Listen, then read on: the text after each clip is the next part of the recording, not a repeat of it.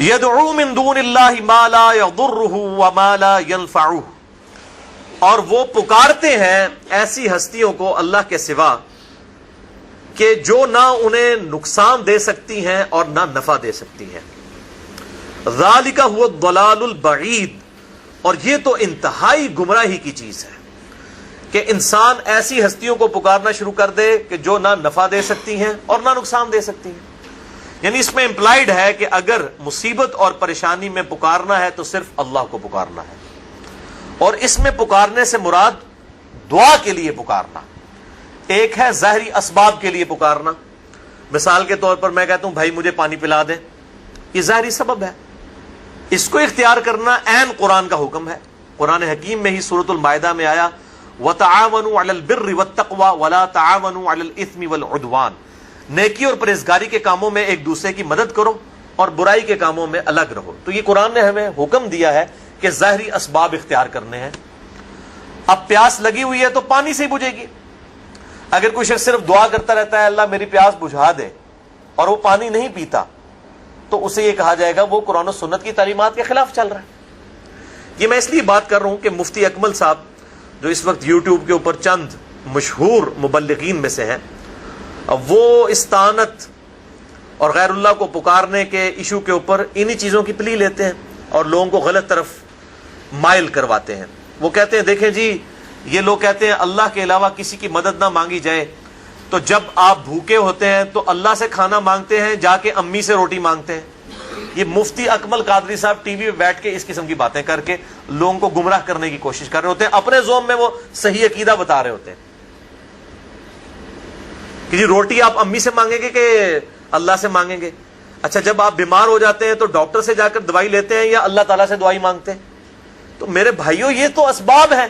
اسباب کا تو قرآن میں حکم ہے وَتَعَاوَنُوا عَلَى الْبِرِّ وَالتَّقْوَى وَلَا تَعَاوَنُوا عَلَى الْإِثْمِ وَالْعُدْوَانِ، نیکی اور پرہیزگاری کے کاموں میں ایک دوسرے کی مدد کرو اور برائی کے کاموں میں الگ رہو. ظاہری اسباب تو آپ کافر سے بھی اختیار کر سکتے ہیں.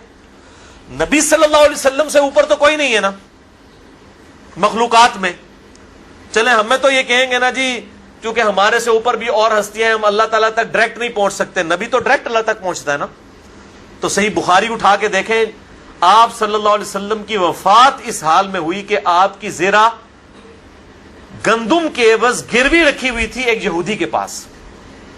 یعنی آپ نے اپنی زیرہ گروی رکھ کر یہودی سے گندم لی ہوئی تھی ادھار کے طور پر. یہ صحیح بخاری میں حدیث موجود ہے. تو آپ صلی اللہ علیہ وسلم نے تو یہودی سے بھی مدد مانگی ہے. تو یہ تو ظاہری اسباب ہے. لیکن انہوں نے یہ نہیں کہا المدد یا یہودی میری مدد فرمائیے، یہ تو نہیں آپ صلی اللہ علیہ وسلم نے کہا. آپ نے کبھی یہ بھی نہیں کہا کہ اے جبرائیل المدد میری مدد فرمائیے، آپ تو فرشتوں کے سردار ہیں، کبھی نہیں کہا. تو کس طرح پبلک کو دھوکہ دیتے ہیں. ظاہری اسباب تو ہمارے محبوب صلی اللہ علیہ وسلم نے خود اختیار کیے ہیں. یہ معاملہ اور ہے غائب میں مدد کے لیے پکارنا خالصتاً شرک ہے اللہ کے علاوہ کسی اور کو، اور وہ ہے دعا. ایاک نعبد و ایاک نستعین، اے اللہ ہم عبادت بھی صرف تیری ہی کرتے ہیں اور غائب میں مدد کے لیے صرف تجھی کو پکارتے. اپروپریٹ ٹرانسلیشن بنے گی غائب میں مدد کے لیے، ظاہری اسباب میں نہیں، غائب میں مدد کے لیے. اور قرآن حکیم نے اس ایشو کے اوپر بڑی کلیئر کٹ تعلیمات ارشاد فرمائی ہیں. عبادت کے اندر فی نفسی ہی اس طرح کا شرک اس امت میں نہیں آیا جس طرح کے اگلی امتوں میں تھا، لیکن پکارنے میں وَإِيَّاكَ نَسْتَعِينُ جو عبادت کی اعلیٰ ترین شکل ہے یعنی دعا، اس میں آیا ہے. اس لیے قرآن حکیم نے سب سے زیادہ پکارنے پر زور دیا ہے. یہاں پر بھی آپ دیکھیں سورۃ الحج کی آیت نمبر 12 میں آیا یدعو من دون اللہ، یہ پکارتے ہیں اللہ کے علاوہ ما لا یضرہ وما لا ینفعہ، ان ہستیوں کو جو کہ نہ تو نفع دے سکتی ہیں اور نہ نقصان دے سکتی ہیں. ذالک هو الضلال البعید، یہ تو انتہائی دور کی گمراہی ہے. یعنی پستی کے اندر انسان گر جائے نا تو اس قسم کی حرکتیں کرتا ہے. کوئی عقل مند آدمی یہ حرکت نہیں کر سکتا کہ وہ اللہ کے علاوہ کسی اور ہستی کو دعا کے لیے پکارے. تو یہ گمراہی اپنے عروج پہ ہونا تو انسان اس قسم کی حرکتیں کرتا ہے. اور آپ دیکھ لیں یہ علماء کس طریقے سے لوگوں کو گمراہ کر رہے ہوتے ہیں. اور میں نے اگلے دن ایک وہ پوسٹ مجھے کسی نے بھیجی، فیس بک پہ لگی ہوئی تھی، ای میل کیا امیج کہ جی وہ ایک شخص جو ہے اس کا دکھایا کہ جی وہ ہاتھ بس ڈوبنے کے قریب ہے، ایک ہاتھ ہی باہر ہے، اور نیچے لکھا ہوا کہ جی یہ جو صاحب ہیں یہ ایسے شخص کے والد ہیں کہ جن کا بیٹا کہتا ہے اللہ کے علاوہ کسی کو مدد کے لیے نہیں پکار سکتے. تو یہ پکارتے رہے، پکارتے پکارتے جب یہ پکارنے لگے اپنے بیٹے کو مدد کے لیے، تو بیٹے نے کہا کہ ابا جی اللہ سے مدد مانگنی چاہیے، غیر اللہ سے مانگنا شرک ہے، اور اسی دوران وہ ڈوب گئے. اب دیکھیں، تو میں اسے پوچھتا ہوں کہ آپ جن بزرگوں کو پکار رہے ہیں، آپ کے والد صاحب کو اگر تیراکی نہ آتی ہو، ہم ان کو دھکا دیتے ہیں پانی کے اندر، دریا بھی ہمارے قریب ہے، تو وہ شیخ عبد القادر جیلانی کو پکار لیں اس وقت، وہ ان کی مدد کو آ کے بتائیں.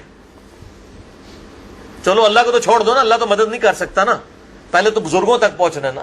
تو وہاں جو دریا کے کنارے کتنے مزار ہیں، ان مزار والے بزرگوں کو پکارے نا کہ بچائیں. اور میرے بھائیوں، یہ ظاہری اسباب کا معاملہ ڈیفرنٹ ہے. یہ تو ہمیں اللہ نے حکم دیا ہے کہ ظاہری اسباب اختیار کرنے ہیں، وہ تو ہمارے پیغمبر نے بھی اختیار کیے ہیں صلی اللہ علیہ وسلم. ان سے اوپر تو کوئی نہیں تھا نا، ان کو تو یا غوث اعظم مدد کہنے کی ضرورت نہیں تھی نا، وہ تو ڈائریکٹ اللہ کے ساتھ تھے. پھر انہوں نے یہودیوں کے پاس کیوں زیرہ رکھوائی اپنی گروی؟ تو ظاہری اسباب اختیار کرنا اور چیز ہے، اور غائب میں مدد کے لیے پکارنا اور چیز ہے. غائب میں مدد کے لیے پکارنا خالصتاً شرک ہے. اور اس حوالے سے وہ آیت بڑی اہم ہے جو 20ویں پارے میں آپ کو پہلے صفحے کے اوپر وہ آیت نکلے گی. 20واں پارہ ذرا کھول لیجئے، وہ میں آیت بھی آپ کو، سورۃ النمل آیت نمبر 62، پارہ نمبر 20 میں پہلے صفحے کے اوپر یہ آیت ہے. 383 پیج ہے آپ کے اس بلو والے قرآن پاک کے اندر. آیت نمبر 62، اعوذ باللہ من الشیطان الرجیم، چھٹی لائن میں، امن یجیب المضطر اذا دعاہ، بھلا بتاؤ تو کہ کون ہے ہستی وہ جو اضطراب اور پریشانی میں گھرے ہوئے شخص کی فریاد کو، دعا کو سنتی ہے. وہ یکشف السوء، اور وہ اس سے برائی بھی دور کر دیتی ہے. وَيَجْعَلُكُمْ خُلَفَاءَ الْأَرْضِ، اور وہی ہستی ہے کہ جو تمہیں اگلوں کا خلیفہ کرتی ہے دنیا پر. یعنی تمہارے باپ دادا مرتے ہیں تو تم مر جاؤ گے تو تمہاری اولاد. یہ کون ہستی ہے جو اس طریقے سے یہ سارے معاملات کو لے کر چل رہی ہے؟ کون سے معاملات کو؟ اضطراب میں گھرے ہوئے شخص کی دعا کو قبول کرنا، اس سے برائی کو، اس کی تکلیف کو دور کرنا، اور تمہیں اگلوں کا زمین پر خلیفہ کرنا. اِلَٰهٌ مَّعَ اللَّهِ، کیا اللہ کے ساتھ کوئی اور الہ بھی ہے؟ قَلِيلًا مَّا تَذَكَّرُونَ، لیکن بہت کم ہی لوگ نصیحت حاصل کرتے ہیں. یعنی اللہ تعالیٰ فرماتا ہے کیا اللہ کے ساتھ اور الہ بھی ہے جس سے تم دعا مانگو؟ مراد کیا کہ جس سے دعا مانگی جاتی ہے وہ الہ ہوتا ہے، اور جو الہ ہوتا ہے دعا اسی سے مانگی جاتی ہے. لہذا مولا علی علیہ السلام رضی اللہ عنہ، ان کو مدد کے لیے پکارنا گویا انہیں الہ ماننا ہے. مولا علی بھی اپنی نمازوں میں اللہ کو پکارتے تھے. مولا علی کا ماننے والا بھی وہ ہوگا جو اللہ کو پکارے گا. یہ آیت بالکل واضح ثبوت ہے. باقی آپ اسباب بے شک اختیار کریں، اس میں کوئی حرج نہیں ہے. اور پھر مثالیں دے رہے ہوتے ہیں قرآن حکیم سے.